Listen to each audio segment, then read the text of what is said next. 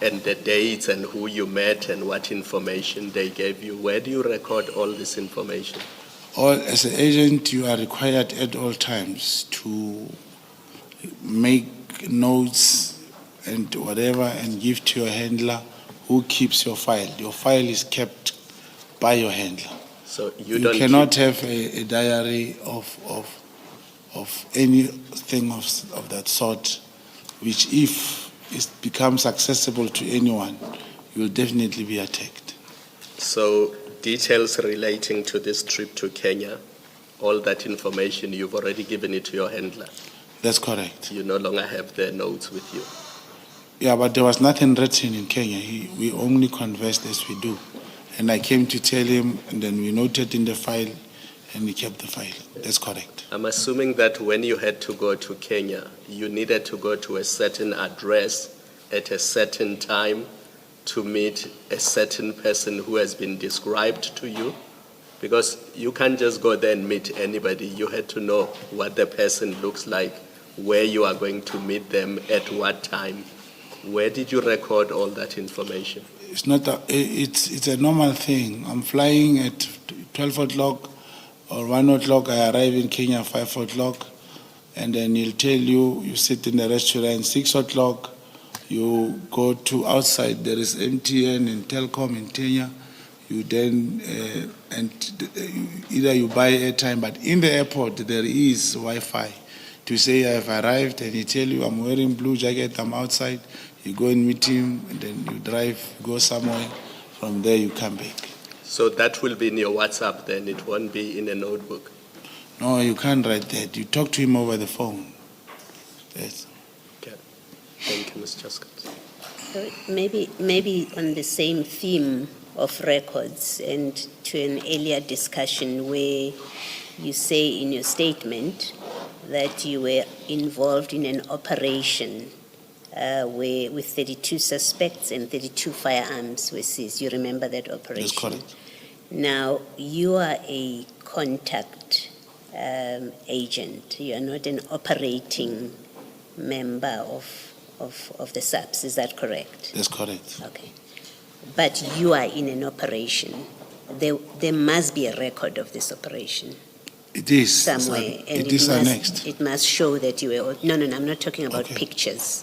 Okay. I'm not talking about the pictures that are attached. I'm talking about a proper record of the operation itself in SAPS's books, and which will tell whoever is interested who was involved with that operation. That's correct. So one can expect to find you there. Yes. What happened is that the person I'm referring to was who I was doing operations with. He has made a statement, and on his statement, he will say, remember his name is there and contact numbers. He'll say my source. He won't write my name. So only because I believe the commission will perhaps meet the person. It is him who will tell you, this is my source, this is the man who called us, this is what he told us, and that's how we knew. Yes, no, I'm not asking about the source. I'm asking about you participating in an operation. Unless I'm reading your paragraph 29 wrong, you say I was also part of an operation during October 2024 rather, when 32 suspects were apprehended and 32 firearms were seized. Yes. So if you were, what I'm asking is if you were part of that operation, Yes. as it unfolded, there must be a record, because we have come to learn that operations of the SAPS, there is a record of an operation that was undertaken and who was there. So I'm asking, you would be in that record.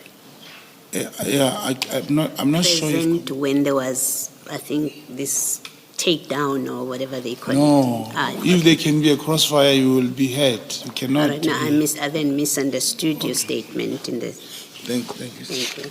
Thank you.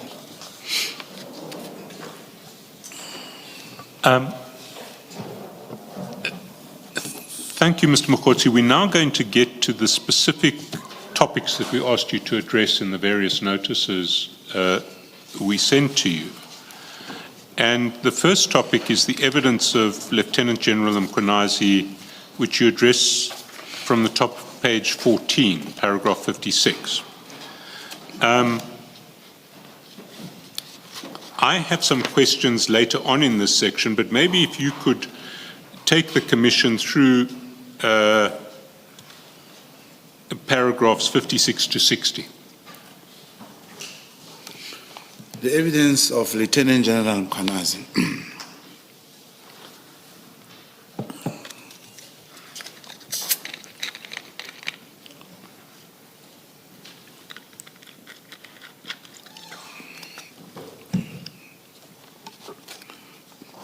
The evidence of Lieutenant General Mkhwanazi, the conclusion drawn, and the assumptions made by him regarding me cannot be, in the absence of what I have stated herein above, be criticized.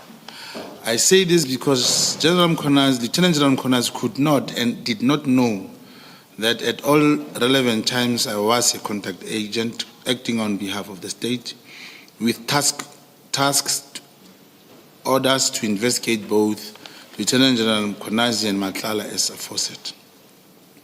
The perception and assumptions that Lieutenant Mkhwanazi alluded to in his evidence with reference to me is exactly the outcome and the perception that I wanted to obtain and to create in order entirely to gain his trust and to get closer to him to investigate his ties with the CIA. At all relevant times, my handlers had full knowledge of and was kept appraised of my conduct and strategy, not only where Lieutenant General Mkhwanazi was concerned. I was privy to sensitive information regarding the South African Police Service and crime intelligence, not because I had dubious relationship with any senior police officer or persons in the public office, but due to my involvement as a contact agent for the crime intelligence and through my vast network of informers and sources. Can I just stop you at this point? Did your informers and sources within the SAPS, did they know that you were an agent? I don't understand the question, Commissioner. So people who were giving you information, SAPS members and crime intelligence members in particular, did they, and who gave you information, did they know that you were an agent? Yeah, it depends. It's not everyone. But remember, someone who's employed in the crime intelligence will not necessarily be an informant, except for maybe a person who's in the employment of crime intelligence, being a support staff, for example, in the human resource or supply chain. That particular person, you may, of course, work with that person and the person will know that you are an agent. But others will, in this context, think you are maybe close to the minister, or you can do some changes, or you are a person connected in the ANC, top brass, you can help them. Others, they perceive that your standing, you know someone in politics, or you know a person relevant to the situation that you are discussing. Because I'm just trying to understand the situation that you're describing, which is an unusual one, which is of an agent operating to investigate crime intelligence itself, and depending on sources of information that come from inside crime intelligence. Now, it seems to me that if people inside crime intelligence know that you're an agent and give you information on that basis, there's a risk that that will compromise the whole operation, because once your status as an agent is known, it will be very difficult for you to get covert information from anybody else in crime intelligence. Do you accept that? I accept that, not only in crime intelligence. I was raising that with my legal team to say, after this engagement with your office, senior counsel, remember initially the plan was to bring this statement in camera.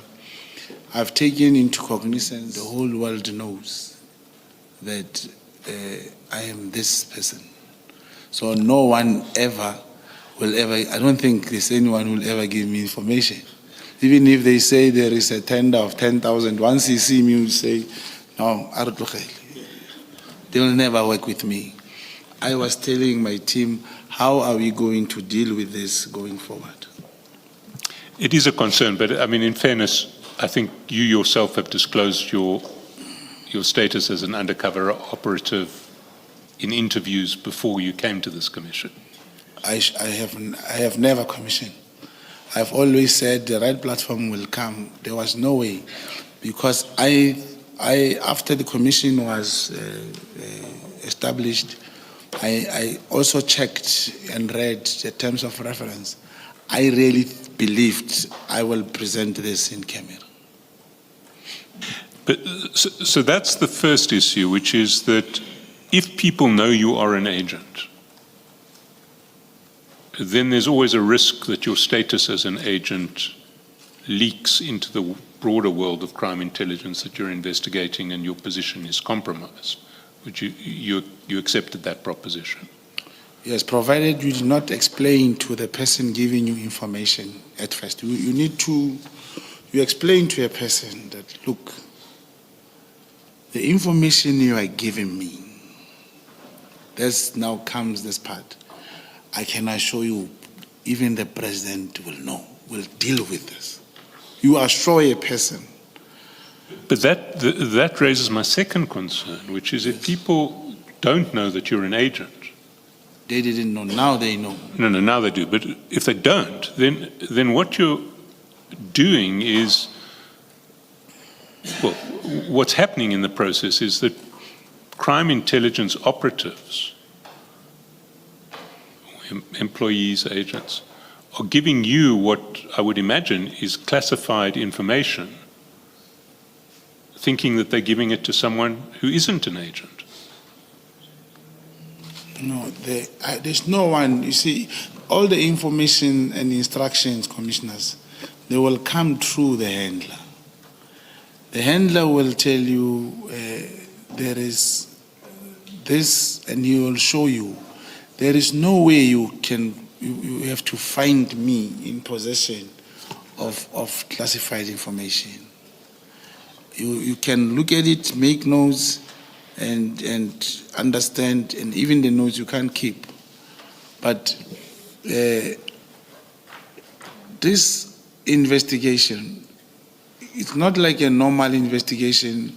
You meet a police carrying a docket, goes to a person and say, you stole a laptop. What happens is you tell your handler, the investigating officer of this case is sparkling. He knows he has to go and talk to this investigating officer. In some instances, the commander of the handler, I don't know his commander, he'll talk to the commander of this investigating officer to say, we want to gather information for you. Crime intelligence, they will not carry the dockets, but he will, with the information I give him, he'll come and fill this docket in with information. Not necessarily that I must come and salute and say, hey, I'm an agent, give me the information, I'm going to help you. No, that's not how it works. You don't show the identity of people involved. And you talk to your person and say, with this information, I'll be able to do 1, 2, 3. Remember, a support staff who's a data capturer in supply chain, he can give you information and ask you, please make sure nobody knows about this, that it comes from me. It's a support staff in the supply chain. Once you have read it, maybe you take a picture, you give it back, then you give it to a handler, and the investigation unfolds. They won't know who gave it to you, and it doesn't necessarily has to be you saying I'm an agent. Remember, the support staff cannot even trust this other police. Your handler is not trusted by all the people. But they can trust me, and I give this handler the information. Can we very briefly just deal with the letter, the disbandment letter that you address at 61 and 62 before we take the lunch break? Maybe before you do that, Mr. Chairperson, just a last thing on this topic that you're having now. You do, I think from your evidence, in fact, it's not even a question of accepting. You did disclose to General Sibia that you are an agent. That's correct. So other people may well know because of that disclosure to General Sibia. You have no control over it. He may well have told other people in crime intelligence. As I don't know. Yes. It is him who knows. But it's possible that, in Yeah. fact, the people in crime intelligence that you are discussing with Mr. Chaskalson may well have known that you're an agent because you've already shared that information with somebody else, and that is General Sibia. It has to be a yes, Mr. Mogotsi. Yeah, he told someone. He may have told other people. Yeah, he you don't, may, you but- don't know. I don't know. So it is quite possible on that That's correct. hypothesis that That's correct. people in crime intelligence, other people in crime intelligence may well have known that you are. If An he agent. has told them. Okay. Thank you. I think, Mr. Chaskalson, let's